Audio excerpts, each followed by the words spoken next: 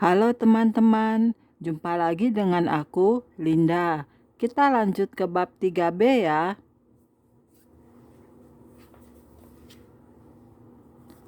Oke, mari kita mulai. 3B. Aku jubah kebenaran.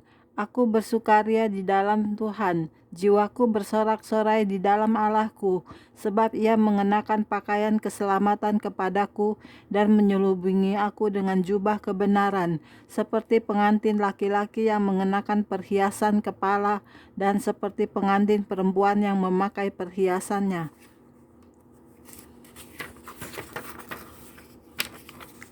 Ada pakaian khusus yang Allah berikan kepada setiap orang yang tinggal di langit ketiga. Setiap orang di sana mengenakan sebuah jubah putih kebenaran. Dan kepada mereka masing-masing diberikan sehelai jubah putih, dan kepada mereka dikatakan bahwa mereka harus beristirahat sedikit waktu lagi hingga genap jumlah kawan-kawan pelayan dan saudara-saudara mereka yang akan dibunuh sama seperti mereka. Satu keluarga di surga dan di bumi. Dalam Efesus kita memperoleh pandangan sekilas ke dalam ciri-ciri langit ketiga. Rasul Paulus menulis, "Itulah sebabnya aku sujud kepada Bapa, yang daripadanya semua turunan yang di dalam surga dan di atas bumi menerima namanya." Perhatikan, pasal ini tidak mengatakan ada dua keluarga yang berbeda di dua lokasi yang berbeda. Katanya, ada satu keluarga di surga dan di bumi. Ada interaksi yang erat antara orang-orang Kristen dan langit ketiga, tempat tahta Allah berada.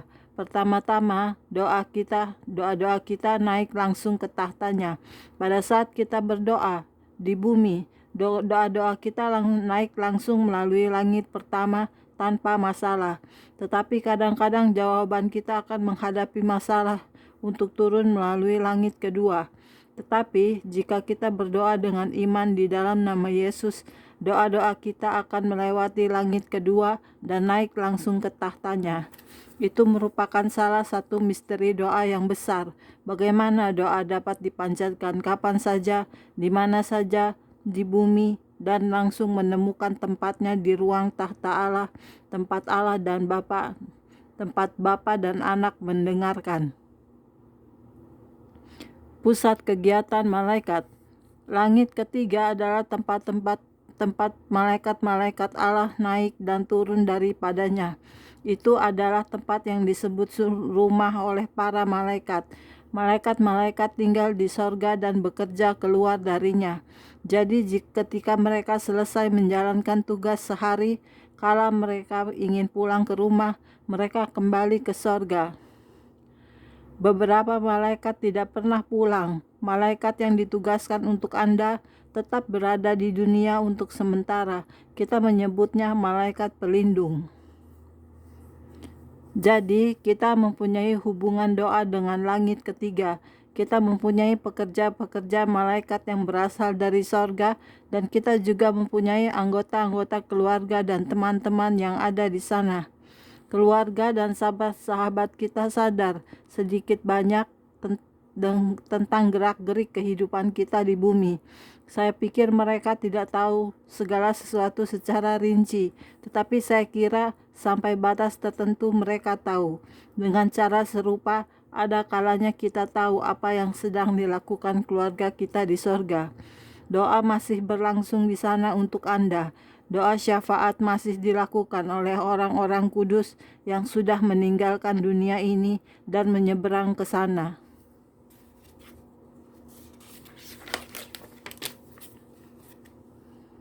Bab 4. Kenakanlah pakaian Anda. Pada saat ini, beberapa orang Kristen lebih memperhatikan busana jasmani daripada apa yang mereka kenakan di alam roh. Sudah waktunya untuk mengenakan pakaian yang tepat. Memakai pakaian yang benar akan memampukan Anda untuk bersuka cita selama berada di bumi. Tidak heran orang-orang ingin melompat keluar, mundur. Mereka selalu terkena panah api dan kaki mereka berdarah karena tidak mengenakan sepatu Injil mereka. Mereka tidak mempunyai perisai sehingga mereka sibuk dan kelelahan berusaha menghindari panah api musuh. Tidak heran mereka menderita dan tidak memiliki sukacita dalam hidup mereka. Kenakanlah pakaian Anda, saudara-saudariku, datanglah ke rumah Allah dan berpakaianlah. Perkataan nubuat. Karena ada di antara kamu yang menderita banyak hal, kata Roh Allah, kamu telah berseru kepadaku. Ya, beberapa orang baru-baru ini, kamu telah berseru kepadaku memohon untuk membebaskanmu dari apa yang sedang kamu alami. Karena banyak dari kamu yang telah berkata, "Ya Allah, selamatkan aku." Dan firman Tuhan datang kepada saya, "Aku telah menyelamatkanmu dengan memberimu jenis perlengkapan senjata rohani yang tepat, supaya kamu dapat melewati apa yang sedang kamu hadapi tanpa terpengaruh olehnya."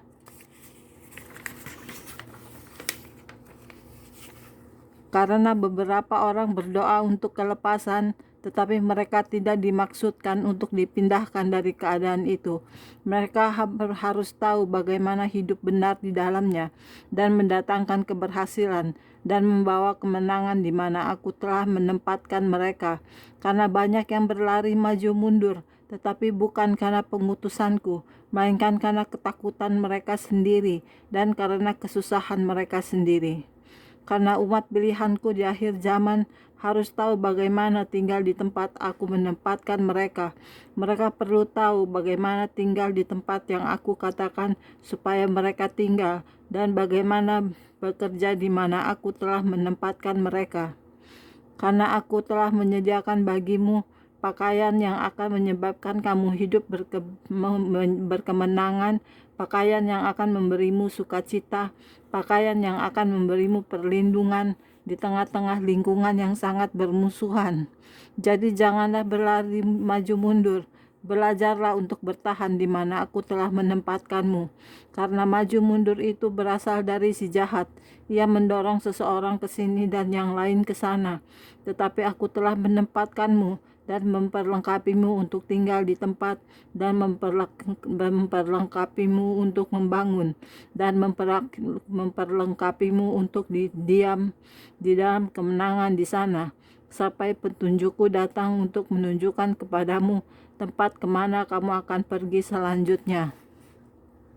Sebab banyak yang berlari bukan oleh petunjukku, kata Tuhan. Mereka berlari karena ketakutan, karena kesakitan, dan karena siksaan yang berat, sebab mereka tidak mempersiapkan diri untuk bertahan di mana aku telah menempatkan mereka. Mereka tidak berpakaian dengan sesuai. Maka hari ini, sebagaimana aku telah katakan padamu, kenakanlah perlengkapan senjata dan kenakanlah dengan baik.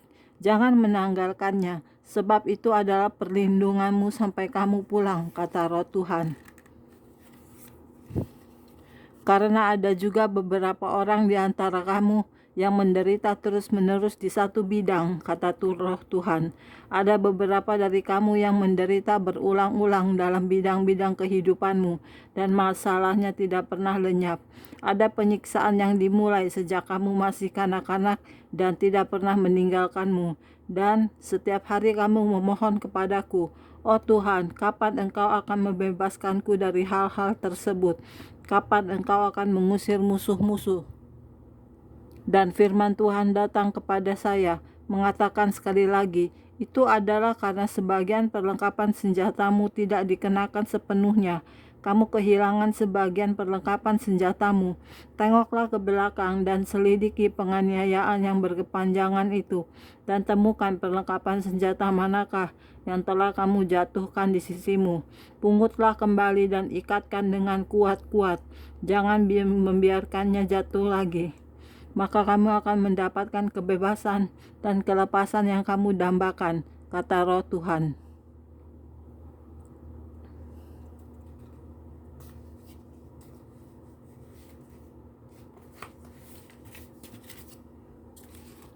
Oke, sekian dulu videonya untuk hari ini ya. Kita lanjut di video berikutnya. Terima kasih. Tuhan berkati kita semua. Amin. Bye-bye.